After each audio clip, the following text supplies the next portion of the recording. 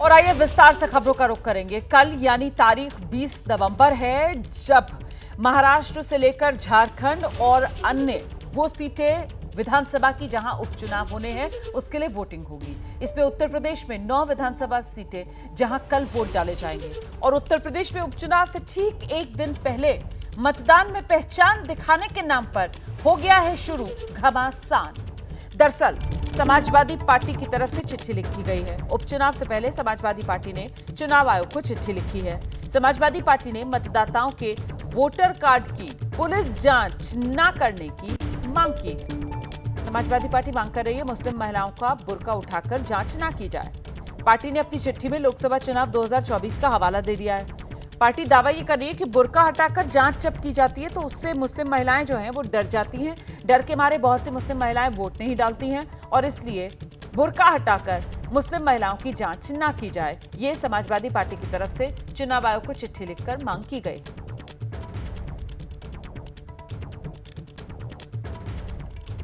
तो चुनाव आयोग को ये जो चिट्ठी लिखी गई है अखिलेश यादव की तरफ से, इस पर सियासत गर्मा गई है। एक तरफ तो समाजवादी पार्टी कह रही है उसे लोकतंत्र पर भरोसा है और वो निष्पक्ष चुनाव चाहती है और दूसरी ओर बीजेपी आरोप लगा रही है व्यवस्था पर सवाल उठाना अखिलेश यादव की पुरानी आदत है। हम समाजवादी लोग हमेशा से संविधान और लोकतंत्र में विश्वास करते हैं। हम चाहते हैं चुनाव निष्पक्ष हो, वोटर को किसी प्रकार का कोई डर ना हो। पुलिस बार बार अगर उनका वोटर आई कार्ड चेक करती है तो उनको डर लगता है क्योंकि वो बहुत सिंपल होते हैं। तो हम चाहते हैं कि उनको किसी प्रकार की कोई दिक्कत ना हो और वो सम्मान पूर्वक से अपना वोट डाल पाए। संवैधानिक संस्थाओं पर इस प्रकार के प्रश्नवाचक चिन्ह लगाना उनका पुराना सगल रहा है। हम सब नियम कानून से चलेंगे। जो निर्वाचन आयोग के नियम है उसी नियमों के तहत मतदान में हम लोग भागीदार हिस्सादार बनेंगे।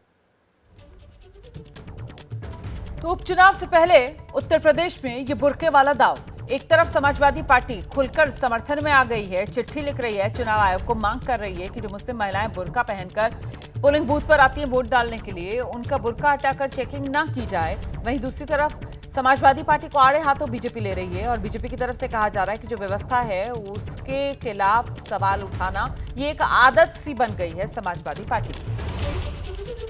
तो समाजवादी पार्टी के चुनाव आयोग से मांग पर केंद्रीय मंत्री हैं गिरिराज सिंह, उन्होंने भी पलटवार किया है और वो जवाब देते हुए कह रहे हैं धर्म के नाम पर वोट जिहाद ना करें। चुनाव संपन्न करा रहे अधिकारी बुर्का उठाकर जांच करें, ये मांग गिरिराज सिंह की तरफ से की गई है। मैं इलेक्शन में जुड़े हुए सारे अधिकारियों से कहूंगा, झारखंड हो या महाराष्ट्र हो, और एनडीए के कार्यकर्ताओं से कहूंगा जो पोलिंग एजेंट होते हैं, धर्म के नाम पर वोट जिहाद ना करें। बुर्का पहन करके, बुर्का खुलवा करके देखें। अगर बुर्का खोलने का कोई विरोध करे तो उसका डट के विरोध करे, क्योंकि कानूनन ये सही है कि बुर्का उठा करके उनका चेहरा देखें। आइए सीधे आपको लेकर चलते हैं। हमारे साथ इस वक्त 2 राजनीतिक मेहमान मौजूद हैं। चर्चा करने के लिए बीजेपी की तरफ से प्रवक्ता राजेश चौधरी और फराज किदवई समाजवादी पार्टी के प्रवक्ता हमारे साथ मौजूद है। बहुत स्वागत आप दोनों का। फराज साहब, आपसे शुरुआत करूंगी। जो देश का नियम कानून है सर, वो ऊपर रहेगा या फिर समाजवादी पार्टी की ये मांग कि मुस्लिम महिलाएं हैं बुर्का उठाकर उनकी जांच ना की जाए क्योंकि वो डर जाती है? मतलब ये क्या बेतुकी मांग कर रहे हैं सर आप लोग? रुमाना जी, आजकल अजीब इत्तेफाक हो रहा है कि विपक्ष जो भी मांग करता है उसको अक्सर बेतुकी मांग ही कहा जाता है। मैं तो आपके जरिए इलेक्शन कमीशन को एक राय देना चाहूंगा कि जैसे माननीय सुप्रीम कोर्ट ने में एक न्याय की देवी है, उसमें से काली पट्टी जो है खोल करके और उसके हाथ में संविधान दे दिया गया है, वैसे ही चुनाव आयोग को चाहिए कि एक अपने आप ही वैसे ही एक कुछ मिनिएचर रखें और उसके आंखों पे काली पट्टी बांधें, हाथ में तलवार दें और सामने विपक्ष की गर्दन हो, तो कम से कम क्लियर मैसेज जाएगा कि हाँ, भारतीय जनता पार्टी के इशारे पर और उनकी एक टीम की तरह इलेक्शन कमीशन जो है वो काम कर रहा है। एक अभी गिरिराज सिंह आपके उसमें प्रोग्राम में बोल रहे थे, तो हमारे यहाँ पूर्वांचल में एक कहावत है कि सूप बोले तो सूप बोले, चलनी बोले जिसमें 72 छेद। मतलब गिरिराज सिंह अब ये कहेंगे कि धर्म के नाम पर वोट ना मांगा जाए और धर्म के नाम पर ये ना किया जाए। जिनकी सुबह धर्म के नाम से शुरू होती है नफरत और जहर फैलाने की, और रात धर्म के नाम होती है। रुमाना जी, ये वही गिरिराज सिंह है जिन्होंने कहा था कि अगर कोई एक मुसलमान तुम्हें थप्पड़ मारे तो सब लोग जमा हो जाओ और उसको 100 थप्पड़ मारो। ये वही गिरिराज सिंह है जिन्होंने कहा था कि जो ट्रेन हादसे हो रहे हैं मुसलमानों की वजह से हो रहे हैं। फराज किदवई साहब, पहला सवाल आपसे पूछा था सर, आपने बहुत ही भावुक बातें कर ली, अब आप आगे गिरिराज सिंह पर निबंध लिखने लगे, लेकिन जो मेरा सवाल था आपने उसका जवाब नहीं दिया सर। सर, जो नियम है, जो कायदा है, जो कानून है, जिस हिसाब से वोटिंग होती है, आईडी कार्ड चेक करके चेहरा मिलाकर, अब वोटिंग की प्रक्रिया तो वही होगी ना सर।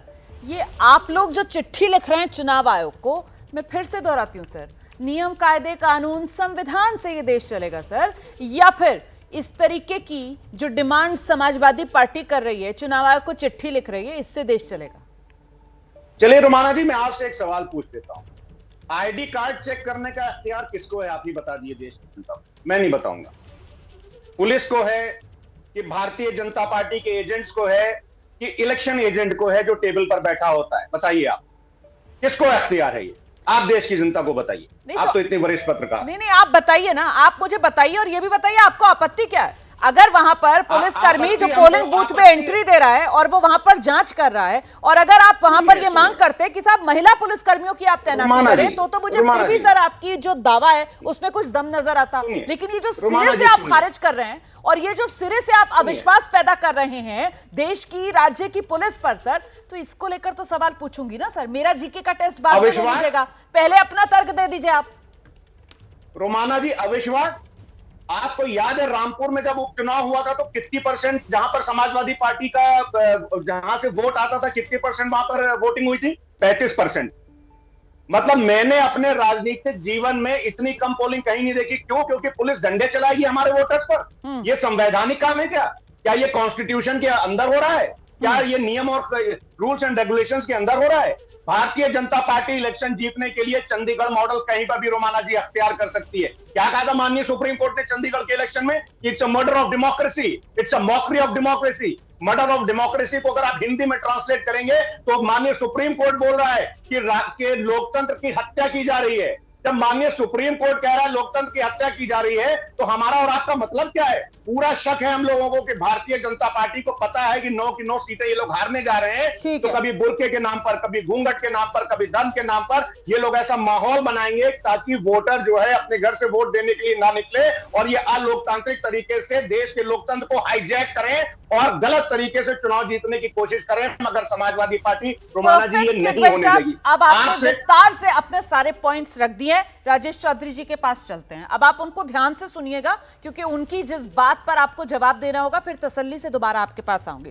राजेश चौधरी जी, आपने सुना यहाँ पर फराज किदवई ये कह रहे हैं कि साहब अधिकार किसका होता है? अंदर इलेक्शन एजेंट बैठे हैं, जब अंदर जाएगी महिला वोट डालने के लिए तो फिर वोटर आईडी कार्ड से उसके चेहरे का मिलान कर लिया जाएगा। ये पुलिस जबरन पहले ही क्यों बुर्का हटाकर चेकिंग, ये सिरे से कहीं ना कहीं जो मतदान की प्रक्रिया है उसको प्रभावित करने का गंदा खेल आरोप लगा रहे हैं सर वो आप लोगों पर, बीजेपी पर। राजेश जी। रोमाना जी, देखिए समाजवादी पार्टी की आज वही स्थिति हो गई है देश के बंटवारे से पहले जो मुस्लिम लीग की स्थिति थी। जो भाषा मुस्लिम लीग इस्तेमाल करती थी वही भाषा समाजवादी पार्टी इस्तेमाल करती है। उसके लिए उन्हें संविधान की चिंता नहीं, देश के लोकतंत्र की चिंता नहीं, देश के किसी नियम कानून की परवाह नहीं करते। उन्हें किस प्रकार से मुस्लिम लीग की भूमिका निभानी है वो करते हैं। दूसरी बात, आपके प्रश्न का मैं जवाब दूंगा। भारत के लोकतंत्र की एक खूबसूरती है कि वो लोकतंत्र में वोट डालने व्यक्ति जाता है, अपना मत व्यक्त करता है।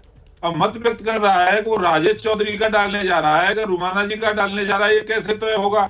ये तय तब होगा जब उसका चेहरा आइडेंटिफाई हो और उसकी जो वोटर आईडी है या उसका जो पहचान पत्र है उससे मिलान कर लिया जाए।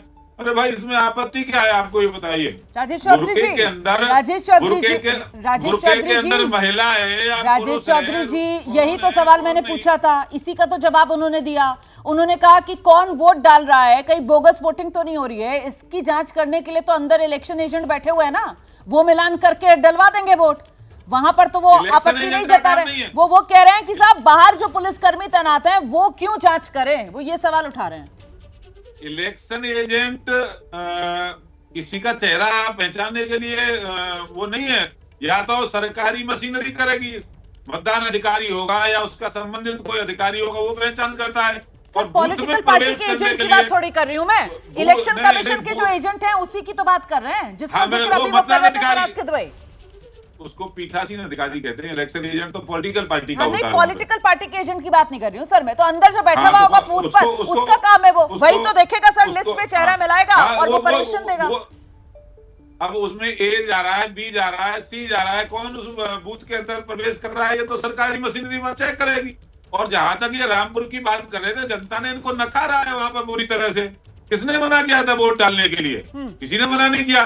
बार बार जो है जनता के नकारे जाने के बाद ये लोग अब जान रहे हैं कि हम 9 की 9 सीटें हारने वाले हैं। लेकिन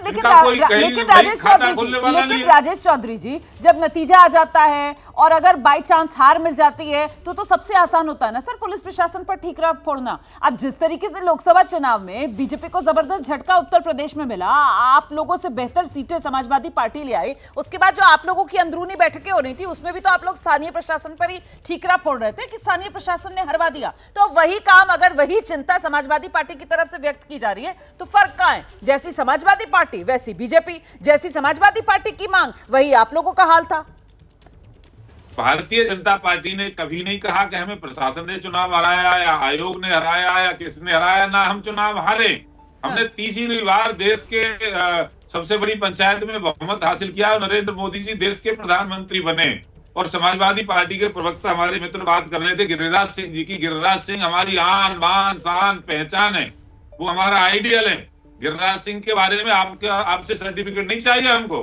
गिरिराज सिंह जो देशभक्त हैं, जिस तरह से वो काम करते हैं, वो हमें स्वाभिमान देता है। देखिए यहाँ पर गिरिराज सिंह मुद्दा नहीं है ना। अब आप लोग गिरिराज सिंह को इतना बड़ा क्यों बना रहे हैं? गिरिराज से, हाँ ठीक है, उन्होंने कमेंट किया, मैंने उनको भी टोका था, मैंने उन्हें भी कहा था कि निबंध मत लिखिए। अब मैं आपसे भी कहूंगी कि यहाँ पर बैठकर गिरिराज सिंह की शान में कसीदे मत पढ़िए, जो मुद्दा है उस पर रहिए। और मुद्दा ये है कि समाजवादी पार्टी ये कह रही है कि हम नियम कायदे कानून का उल्लंघन नहीं कर रहे। वो कह रहे हैं कि अंदर जो पीठासीन अधिकारी है वो जो है वो जांच कर ले। लेकिन फराज किदवई साहब, जब आप लोग इस तरीके की मांग करते हैं तो सीधे सीधे जो बीजेपी की तरफ से कहा जा रहा है कि साहब तुष्टीकरण की राजनीति, लगता है उसी को बढ़ाने का काम आप लोग कर रहे हैं। अरे पुलिस अंदर किसी को भी जाने देगी क्या? कौन अंदर जा रहा है, बुर्के में कौन है, महिला है, पुरुष है, इसकी तो जांच होनी चाहिए ना। क्या बेहतर नहीं होता अगर आप लोग ये कहते हैं कि साहब महिला पुलिस कर्मियों की तैनाती की जाए, ताकि तसल्ली पुलिस को भी हो जाए, जो कानून व्यवस्था है उसमें भी किसी तरीके का रोड़ा ना अटके, और जो जा रहा है वोटर उसको भी किसी तरीके की दिक्कत ना हो। ये कह सकते थे ना सर। आप लोग भी तो सीधे सीधे ऐसे तालिबानी फरमान सुनाने लगते हैं। चुनाव आयोग को चिट्ठी आप लोगों ने लिख दी, नहीं नहीं नहीं, बुर्का नशीं की जांच ना की जाए पुलिस की तरफ से। ये क्या बात होती है? नहीं, बात होती है रोमाना जी, बात होती है और बिल्कुल होती है। आप ये बताइए कि माधवी लता को किसने ये अधिकार दिया था कि वो वहां पर महिलाओं के बुर्के उठा उठा करके उनकी जांच करे और उनके आई कार्ड? अब आप बात घुमा रहे हैं, अब आप बात घुमा रहे हैं। आपने क्या ये लिखा है? उसकी तो शिकायत हुई थी ना सर। माधवी लता तो पुलिस अफसर नहीं है ना। माधवी लता तो पुलिस अफसर नहीं थी ना, वो तो हैदराबाद में बीजेपी की उम्मीदवार थी। किसने अधिकार दिया था? बिल्कुल नहीं दिया था सर। और उसको लेकर सबने सवाल भी उठाए थे। लेकिन यहाँ पर बात अधिकार वालों की हो रही है, यहाँ पर बात खाकी की हो रही है, जिसका ये काम है, जिसकी ये ड्यूटी है कि पोलिंग स्टेशन के अंदर जो जा रहा है तो कानून व्यवस्था बनी रहे। सवाल मेरा सुनिए ना, उसका जवाब दीजिए। ऐसा थोड़ी आप जो पॉइंट लिख कर आए कि आपको माधवी लता का भी यहाँ पर जिक्र करना है, तो आप किसी भी सवाल पर माधवी लता भी आप क्योंकि रट कर आए तो आप वो जवाब देंगे। भाई मैं ये पूछ रही हूँ कि आप लोग कैसे ऐसे फरमान सुना सकते हैं? अगर आपको ये डर है कि मुस्लिम महिलाएं वो डर जाती हैं, तो आप ये मांग कीजिए कि महिला पुलिसकर्मी वहां पर तैनात की जाए। आप ये कैसे कह सकते हैं कि जांच ही ना हो?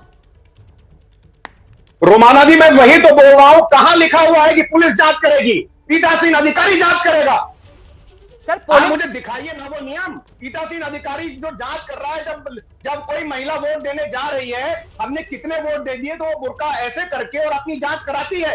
ये किसने अधिकार दिया है कि पुलिस जांच करेगी? पोलिंग स्टेशन के भीतर जाने की बात हो रही है सर। पोलिंग स्टेशन के भीतर जाने की बात हो रही है। पोलिंग स्टेशन के भीतर जब महिला जाएगी तो उसकी जांच पीठासीन अधिकारी करते हैं, उस पर किसी को आपत्ति नहीं है। भाई पोलिंग स्टेशन के अंदर जाने से पहले की बात हो रही है ना। पीठासीन अधिकारी उस समय जांच करेगा जब वो महिला वोट डाल रही होगी। लिखा है, हाँ रोमाना जी कहाँ लिखा है? दिखा राजेश दीजिए। चौधरी जी आइए, जवाब दीजिए। स्टेशन के अंदर ठीक है, ठीक है, आप दिखा दीजिए ना कि आइए राजेश चौधरी जी आइए। फराज किदवई साहब कह रहे हैं जो समाजवादी पार्टी की मांग है वो पूरी तरीके से नियम कायदे कानून के तहत है। वो कह रहे हैं दिखाइए कहाँ लिखा हुआ है, वो चैलेंज कर रहे हैं आपको, बताइए। रुमाना जी, नियम तो ये है कि उसको अपनी पहचान दिखानी होगी जो मध्य स्तर के अंदर जाएगा।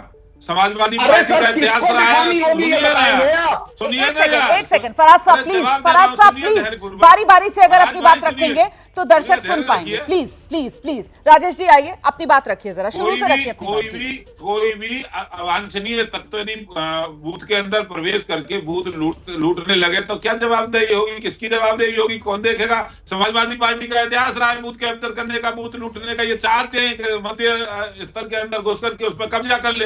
इनका पुराना इतिहास ही रहा है। ये लोकतंत्र के हत्यारे तो ये असली ये गुंडागर्दी करना चाहते हैं दोबारा बूथ के अंदर जाके। अरे भैया, गुंडा बदमाश कोई मवाली हथियार लेकर के उसके अंदर घुस गया तो किसकी जिम्मेदारी है? पुलिस की जिम्मेदारी है। नियम बताइए ना। ठीक है, ठीक है, नियम बताइए। रोमाना जी घुमा दिया इन्होंने। अरे भाई एक सेकंड राजेश जी, एक सेकंड राजेश जी, एक सेकंड राजेश जी, एक सेकंड राजेश जी, एक सेकंड राजेश जी, एक सेकंड फराज किदवई को लाओ मेरे साथ स्क्रीन पर। फराज किदवई साहब, आपको अभी तक समझ नहीं आ रहा है नियम? जिस बात का जिक्र राजेश चौधरी कर रहे हैं, जो जवाब मैं आपको दे रही हूं सर, अब ये तो वही बात हो गई कि आप अगर मानना ही ना चाहें सर, सिर्फ पोलिंग बूथ के अंदर नहीं, पोलिंग पूरा का पूरा जो स्टेशन बना हुआ है जिसमें अलग अलग रूम्स में वोट डाले जा रहे हैं, भाई उस पूरे परिसर के अंदर कौन दाखिल हो रहा है? कहीं ऐसा तो नहीं कि बुरके के वेश में कोई महिला ही दाखिल हो, बुरके के अंदर कोई पुरुष दाखिल हो जाए महिला की जगह? इसकी जांच तो की जाएगी ना सर। और जो मेन एंट्रेंस होती है वहां पर तो सर पुलिस वाले ही तैनात होंगे ना सर, वही जांच करेंगे ना सर।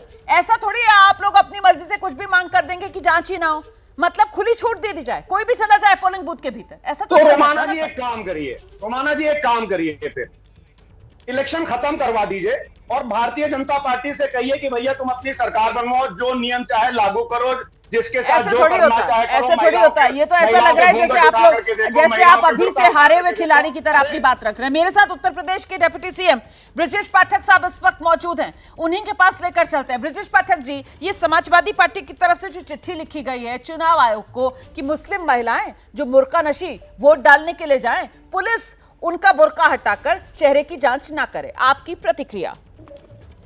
देखिए, निर्वाचन आयोग के जो नियम कानून है, हम सभी अपने क्षेत्र के निवासियों को ये कहते हैं कि उन नियमों के तहत अपना मतदान करें, अपना मतदाता प्रमाण पत्र, अपना आइडेंटिफिकेशन, जो 14-15 प्रकार के उसमें दिए हुए कौन कौन से प्रमाण पत्र दिखाए जाने हैं, उसके बाद मतदान करें। उस प्रक्रिया के तहत हम सब मतदान के लिए जाते रहे हैं। समाजवादी पार्टी का पुराना सगल रहा है, हमेशा लोकतंत्र में ये जो हमारे संस्थाएं हैं, संवैधानिक संस्थाएं, उन पर हमेशा ये इस प्रकार की बातें करते रहते हैं, प्रश्नवाचक चिन्ह उठाते रहते हैं। और इन्हीं संवैधानिक संस्थाओं के तहत इनको हमेशा सत्ता मिली है। समाजवादी पार्टी ने उत्तर प्रदेश में 4 बार सत्ता हासिल की है और चारों बार गुंडे, बदमाश, माफिया, लुच्चे, लफंगे इनके नेतृत्व में पनपे हैं, बढ़े हैं, पुष्पित पल्लवित हुए हैं। ये प्रदेश की जनता जानती है। और ये निगेटिव नैरेटिव को सेट करके लोकसभा चुनाव में इन्होंने विजयश्री हासिल की थी, खटाखट फटाफट सटासट 8,000 रुपया खाते में आएगा। अब की बार जनता इन्हें बुरी तरह से हराने जा रही है। कि हारे हुए थके हुए लोगों का परिणाम है, उसी लिए इन्होंने चिट्ठी लिखा है। हर व्यक्ति को अपना पहचान पत्र दिखा करके ही मतदान करने का अधिकार मिला हुआ है लोकतंत्र में, निर्वाचन आयोग के तहत। इसमें किसी को भी आपत्ति नहीं होनी चाहिए। हम अपने मतदाताओं से बार बार अपील करते हैं। गुजारिश करूंगी ब्रजेश जी कि आप हमारे साथ रहिए, क्योंकि इस वक्त समाजवादी पार्टी के जो सांसद हैं अयोध्या से, ब्रजेश पाठक जी, वो माफ कीजिएगा अवधेश प्रसाद जी, वो भी इस वक्त हमारे साथ मौजूद है। ब्रजेश जी, आपसे गुजारिश है आप रहिए हमारे साथ। आप जो बात कर रहे हैं उसका जवाब जरा अवधेश प्रसाद जी से लेते हैं। अवधेश जी, मैं उम्मीद कर रही हूं कि आपने सुना होगा ब्रजेश पाठक साहब जो कह रहे हैं। वो कह रहे हैं कि समाजवादी पार्टी की आदत बन गई है कि जो लोकतंत्र में संवैधानिक संस्थाएं हैं उस पर सवालिया निशान लगाएं, और यही काम समाजवादी पार्टी की ये चिट्ठी कर रही है। और वो इसकी वजह भी बता रहे हैं क्योंकि समाजवादी पार्टी को इन 9 सीटों पर हार नजर आ रही है, इसीलिए पहले से ही साहब बुरके की जांच ना की जाए, महिलाएं डर जाती हैं, वोट नहीं करती हैं, ये कहानी लिखनी शुरू कर दी है समाजवादी पार्टी ने। अवधेश जी,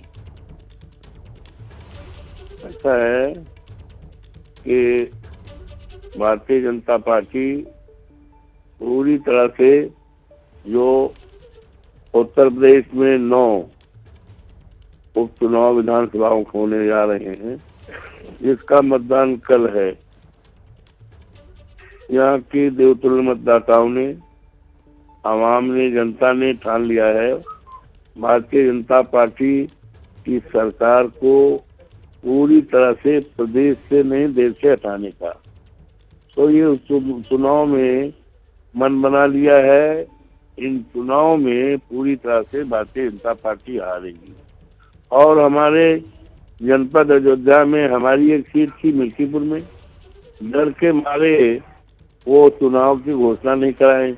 तो ये डरे हुए हैं, सहमे हुए हैं और ये तिकड़म के बल पर डरवा करके, धमका करके ये चुनाव जीतना चाहते हैं। लेकिन इनके डरवाने का, धमकाने का कोई असर नहीं पड़ेगा। और चुनाव आयोग जो परंपराएं हैं जी, परंपराओं के अनुसार चुनाव आयोग चुनाव कराएगा जी। और मुझे विश्वास है कि जितने भी अधिकारी चुनाव में लगे हैं वो जो लोकतंत्र का जो मंदिर है, लोकतंत्र के मंदिर को बचाएंगे। और भारतीय जनता पार्टी को जिस तरह से यहाँ के मतदाता, यहाँ के देवतुल्य मतदाता हटाना चाहते हैं, निश्चित तौर से भारतीय जनता पार्टी का सफाया होगा। और सफाया 27 का चुनाव का रास्ता साफ करेगा। आने वाले 27 के चुनाव में भारतीय जनता पार्टी प्रदेश से पूरी तरह से साफ हो जाएगी। बहुत शुक्रिया अवधेश प्रसाद जी आपका, ब्रजेश पाठक जी आपका भी बहुत शुक्रिया, राजेश चौधरी जी और फराज कदवई साहब का भी बहुत बहुत शुक्रिया हमारे साथ इस शो में जुड़ने के लिए। कुल मिलाकर उत्तर प्रदेश उपचुनाव की लड़ाई किस तरीके से बुरके पर आई ये आपने देख लिया, और इसी के बहाने बीजेपी और समाजवादी पार्टी कैसे एक दूसरे पर आरोप प्रत्यारोप और कैसे एक दूसरे की हार की उपचुनाव में कहानी लिखते हुए नजर आ रहे हैं, ये आपने सुन लिया। कुल मिलाकर स्टेक्स इन 9 सीटों पर उत्तर प्रदेश में जहां उपचुनाव होना है, इसी वजह से ज्यादा बड़ा है, ज्यादा हाई है, क्योंकि यही उपचुनाव के नतीजे जिससे माना यह जा रहा है कि 27 का सत्ताधीश कौन, इसकी एक झलक, इसकी एक बानगी मिलेगी। देश की राजधानी दिल्ली से करीब 2400 किलोमीटर के फासले पर मणिपुर, जो एक बार फिर अशांत है। 18 महीने से मणिपुर हिंसा और हंगामे की आग में झुलस रहा है। कहने को तो मणिपुर में चुनी हुई सरकार है, मुख्यमंत्री है, पुलिस तंत्र है, लेकिन फिर भी मणिपुर का हाल बेहाल है। कुछ दिन की शांति के बाद एक बार फिर धधक उठा मणिपुर, हिंसा की चिंगारी फिर से भड़की। बीते एक हफ्ते से मणिपुर में हत्याएं हो रही हैं, मंत्रियों के, विधायकों के घर पर हमले किए जा रहे हैं, आगजनी की जा रही है। आखिर मणिपुर फिर से कैसे सुलग उठा, इसी की पड़ताल के लिए एबीपी न्यूज के roving editor Jagvinder Patiyal Manipur ground zero पर मौजूद हैं। आपको दिखाते हैं उनकी ग्राउंड रिपोर्ट।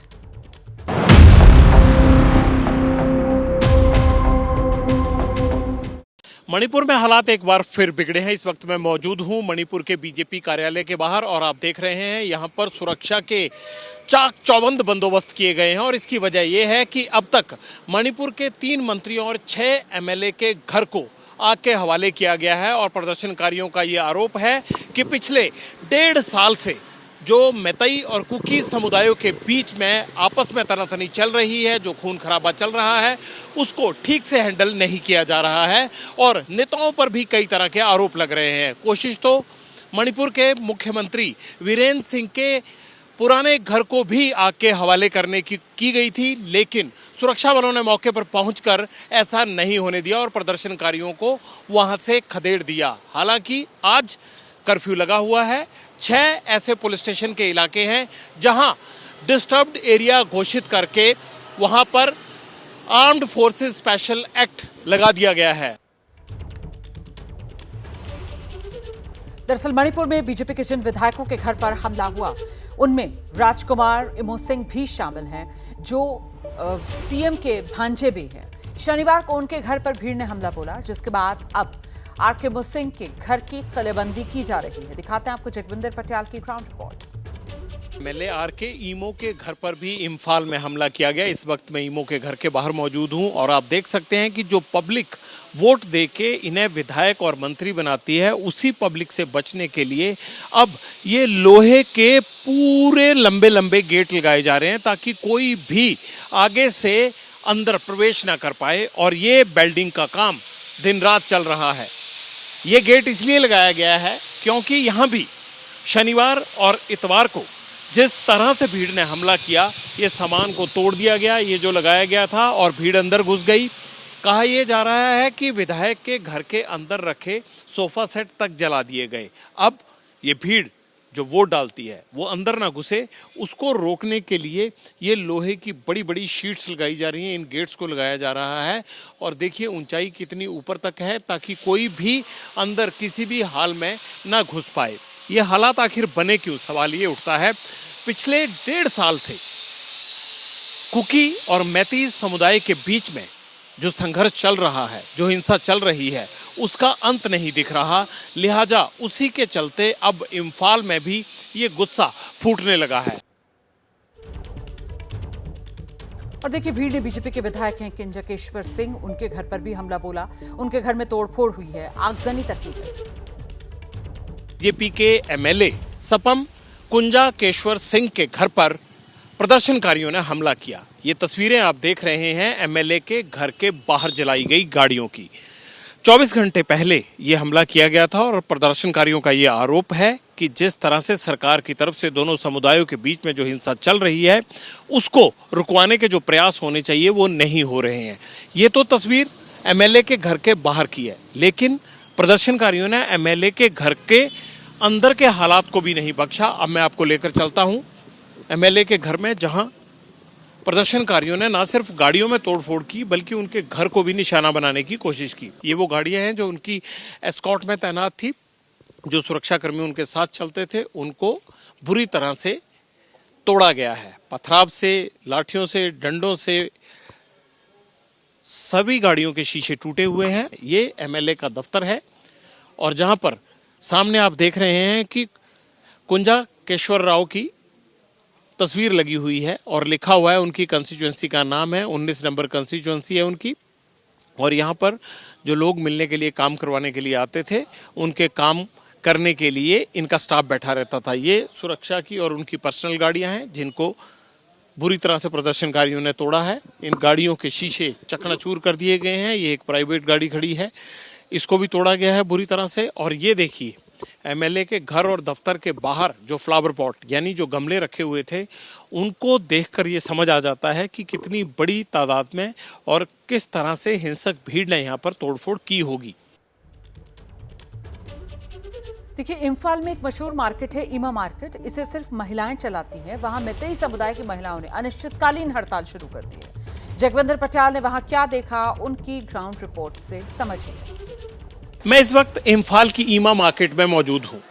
ईमा मार्केट की खासियत ये है कि इसे महिलाएं चलाती हैं। मेरे पीछे जितनी भी आप ये दुकानें देख रहे हैं, अब तो बंद पड़ी हैं क्योंकि कर्फ्यू है, लेकिन इन दुकानों को महिलाएं चलाती हैं। लेकिन आजकल ये महिलाएं सब्जी बेचने की बजाय अपनी दुकानें बंद करके दिन रात के धरने पर बैठी हैं। इंडेफिनेट स्ट्राइक शुरू की गई है। आखिरकार क्या है ये मसला, कैसे ये सुलझ सकता है और जो आगजनी और हिंसा हुई उसकी क्या वजह है, इन्हीं लोगों से जानते हैं कि आखिरकार इनके इंडेफिनेट स्ट्राइक की वजह क्या है। आप 11 नवंबर को छोटे से बच्चे 8 महीने का, एक था 2.5 साल का, एक था 10 साल का और एक था 66 साल का बुढ़ी, सबको कुकी के आतंकवादी लोग अचानक से चूड़ाचांदपुर से 50 किलोमीटर आके अचानक से वहाँ पे अटैक कर दिया और पुलिस स्टेशन पे भी अटैक किया।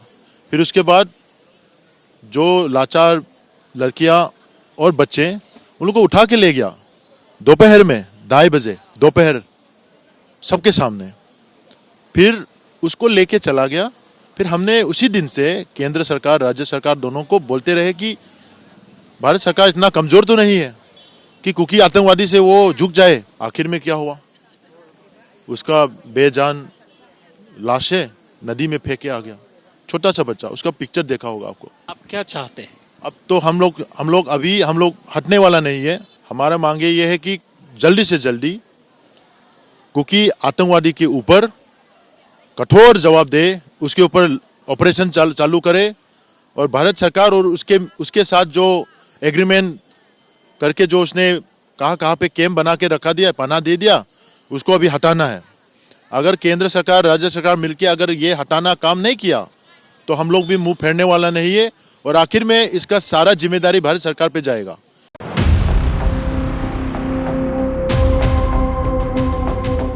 और आइए आगे बढ़ते हैं। एक बार फिर से बात राजधानी दिल्ली, जहां पर सांसों पर पहरा है, हवा जहरीली है, बिगड़ते प्रदूषण वाले हालात। दिल्ली सरकार ने इन हालात में केंद्र सरकार से मांग कर दी है दिल्ली में कृत्रिम बारिश करवाई जाए, आर्टिफिशियल रेन दिल्ली में करवाई जाए। ये मांग दिल्ली सरकार की तरफ से की गई है, केंद्र सरकार से मांग की गई है। दिल्ली के पर्यावरण मंत्री गोपाल राय की तरफ से ये मांग केंद्र सरकार से की गई है। बिगड़ते प्रदूषण की स्थिति से निपटने के लिए दिल्ली में कृत्रिम बारिश करवाई जाए। सुनिए जरा क्या कह रहे हैं पर्यावरण मंत्री दिल्ली के गोपाल राय।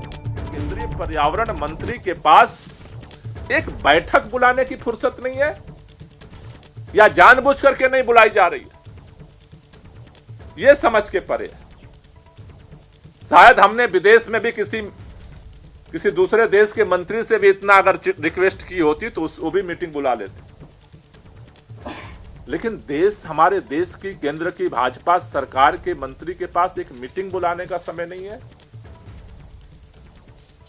मीटिंग छोड़ो, 4 चिट्ठियां मैंने आपको दिखाई हैं, इन चिट्ठियों का आज तक जवाब भी नहीं आया कि वो मीटिंग बुलाएंगे भी कि नहीं बुलाएंगे। ये है भारतीय जनता पार्टी की लापरवाही। मैं आज निवेदन करना चाहता हूं और देश के माननीय प्रधानमंत्री जी से भी कहना चाहता हूं कि हस्तक्षेप करिए। देश आपके हवाले है, पूरा आधा देश परेशान है इस इमरजेंसी, मेडिकल इमरजेंसी से। अपने मंत्री साहब को बोलिए कि एक मीटिंग तो बुलाएं, और अगर नहीं मीटिंग बुलाना चाहते हैं तो ये जो पूरी चादर छाई हुई है उत्तर भारत में, इसका समाधान निकालें। उनके पास अगर कोई और समाधान है तो उसका समाधान निकाल करके हमें इमरजेंसी मेडिकल से मुक्ति चाहिए, इस प्रदूषण के संकट से मुक्ति चाहिए।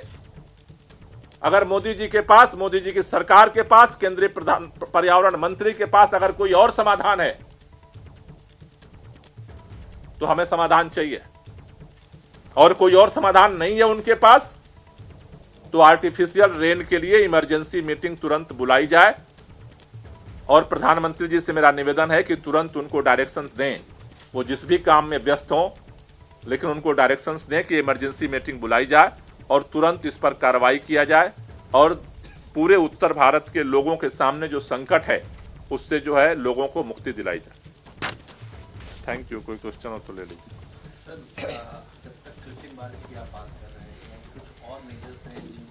नहीं उठाने की जरूरत है, जैसे वर्क फ्रॉम होम की बात थी, उससे पहले आप लोगों ने ही ये प्लान किया था कि दिल्ली के पर्यावरण मंत्री गोपाल राय को आप सुन रहे हैं, जमकर केंद्र सरकार पर बरस रहे हैं। कह रहे हैं केंद्रीय पर्यावरण मंत्री के पास इतनी फुर्सत नहीं कि दिल्ली के हालात पर एक बैठक कर ली जाए। दिल्ली में हालात बेहद गंभीर बने हुए हैं और ऐसे में कृत्रिम बारिश, आर्टिफिशियल रेन दिल्ली में करवाई जानी चाहिए, ये मांग केंद्र सरकार से करते हुए दिल्ली के पर्यावरण मंत्री गोपाल राय को आप सुन रहे थे। देखिए, महाराष्ट्र में समाजवादी पार्टी के नेता हैं अबू आजमी, उनकी मुफ्ती सलमान से मुलाकात हुई है जिस पर सियासत गर्मा गई है। मुफ्ती सलमान पर नफरती भाषण के आरोप पहले ही लग चुके हैं और अब मतदान से ठीक पहले मुफ्ती सलमान अजहरी से अबू आजमी की मुलाकात, जिसके बाद सियासत गरमाई है। इस दौरान मुफ्ती सलमान ये कहते हुए सुनाई दे रहे हैं कि जनता आपको जरूर समर्थन देगी।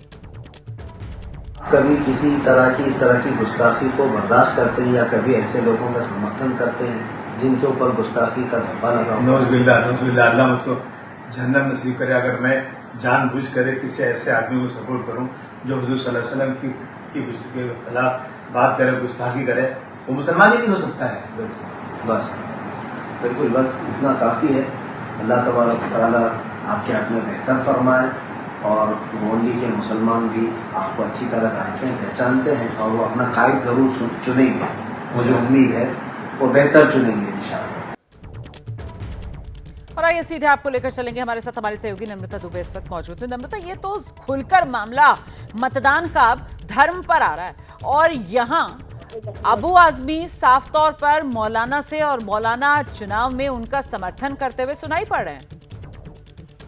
जी देखिए, अबू आजमी जिस क्षेत्र से आते हैं वहां पर ज्यादातर जो वोटर्स हैं वो अल्पसंख्यक समुदाय से आते हैं, और ऐसे में इसलिए अबू आजमी ने जो मुलाकात की है अजहरी से वो कहीं ना कहीं उनको फायदा जरूर पहुंचाएगा। लेकिन आपको बता दें कि जो सलमान अजहरी हैं बहुत विवादित मौलाना रह चुके हैं। गुजरात पुलिस ने इन पर बड़ी कार्रवाई की थी और अब इस मुलाकात पर बीजेपी टारगेट करती नजर आ रही है। बीजेपी का कहना है कि जो सलमान अजहरी हैं वो वोट जिहाद करते हैं और वोट जिहाद के लिए अबू आजमी जो है वो उनको यहाँ पर लेकर आए हैं। तो ये बड़ा सवाल जो है वो बीजेपी की तरफ से खड़ा किया जा रहा है। इस पूरी मुलाकात को जो है वोट जिहाद बताया जा रहा है और ऐसे में इस वोट जिहाद बताया जा रहा है और ऐसे में इस पूरे मीटिंग में आप देखिए वीडियो में अजहरी करते ये बात कहते नजर आए कि जो धर्म के खिलाफ बोलेगा या जो हमारे खिलाफ बोलेगा उस पर कड़ी कानून बनने चाहिए और उसका समर्थन तब होगा जब आप जीत कर आएंगे।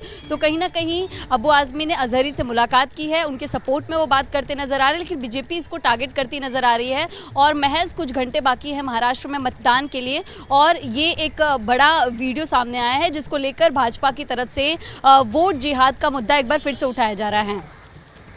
बहुत शुक्रिया आपका नम्रता इस तमाम जानकारी के लिए। और आइए अब हम आगे बढ़े, अगली खबर का रुख कर रहे हैं। हिमाचल प्रदेश हाईकोर्ट के एक फैसले के बाद हिमाचल की सियासत गरमाई हुई है। दरअसल दिल्ली का जो हिमाचल भवन है उसे जब्त करने का आदेश दे दिया है। हिमाचल प्रदेश हाईकोर्ट के फैसले से ये खलबली है। बिजली कंपनी का बकाया न चुकाने पर हिमाचल हाईकोर्ट की तरफ से आदेश दिया गया। पहले के आदेश की अनदेखी से हाईकोर्ट नाराज और इसीलिए 64 करोड़ रुपए ब्याज के साथ चुकाने का जो हाईकोर्ट का आदेश था राज्य सरकार उसका पालन नहीं कर पाई। इसीलिए हाईकोर्ट का यह आदेश हिमाचल भवन जो है उसको अदालत ये कह रही है जब्त किया जाए।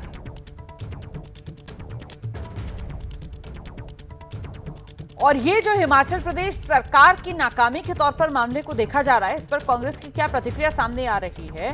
राजीव शुक्ला कांग्रेस के नेता हैं, उन्हीं से हमारे सहयोगी जयेंद्र ने खास बातचीत की है। हिमाचल प्रदेश की कांग्रेस सरकार निशाने पर है बीजेपी के और आरोप लग रहे हैं कि हिमाचल की जो अर्थव्यवस्था है उसको बर्बाद कर दिया है कांग्रेस ने। मामला है हाईकोर्ट के एक आदेश से जुड़ा हुआ जिसके तहत दिल्ली स्थित हिमाचल भवन को अटैच करने और ऑक्शन करने का आदेश दिया गया है ताकि एक बिजली कंपनी अपना बकाया वसूल सके। इस पर जवाब देने के लिए मेरे साथ राजीव शुक्ला जी हैं, कांग्रेस पार्टी के सीनियर लीडर और हिमाचल कांग्रेस के प्रभारी। ये जो आरोप हैं बीजेपी के, कह रहे हैं कि ये खटाखट पॉलिटिक्स जो है राहुल गांधी की उसने इस स्थिति पर लाकर खड़ा कर दिया है कि दिल्ली स्थित हिमाचल भवन अब अटैच हो गया है और ऑक्शन के निर्देश दिए हैं हाईकोर्ट। देखिए, बीजेपी की एक समस्या होगी कि बिना सोचे समझे, बिना कुछ पता लगाए, बिना कोई होमवर्क के खटाखट बयान दे देते हैं। ये जो खटाखट बयान की बीमारी बीजेपी की है वो उनको सोचना चाहिए। ये गलती किसकी है? ये बीजेपी सरकार की। ये तो 2018 का मामला है और बिजली कंपनी जो है उसको कुछ शर्तें, उनसे एडवांस पैसा लिया गया और कुछ शर्तें राज्य सरकार को पूरी करनी थी जो वहाँ की जयराम ठाकुर सरकार ने पूरी नहीं की 5 साल तक। इसकी वजह से वो कोर्ट में गए। कोर्ट ने कहा कि इनका पैसा वापस करो जो एडवांस आपने लिया, जब इनकी शर्तें आप पूरी नहीं कर रहे हो। तो वो जो रोड वगैरह सब बना के देने थे, जो काम करना था वो भाजपा सरकार ने वहाँ किया नहीं। अब ये सुक्खू सरकार को तो बेवजह बदनाम कर रहे हैं, कोई लेने देना। ये उनकी गलती है जिसका कोर्ट में केस चलते चलते अब फैसला आया कि उनको जो है उसके लिए उन्होंने कहा कि ये हिमाचल भवन अटैच कर दो। हिमाचल भवन का कोई मतलब नहीं वैसे, ये ऊर्जा विभाग का मामला है। तो ये सारी गलती उस भाजपा सरकार की है। उन्होंने 5 साल जो शर्तें थी पूरी नहीं की, उसकी वजह से कंपनी अपना पैसा वापस मांग रही है और इस कोर्ट ने कंपनी का फैसला दिया।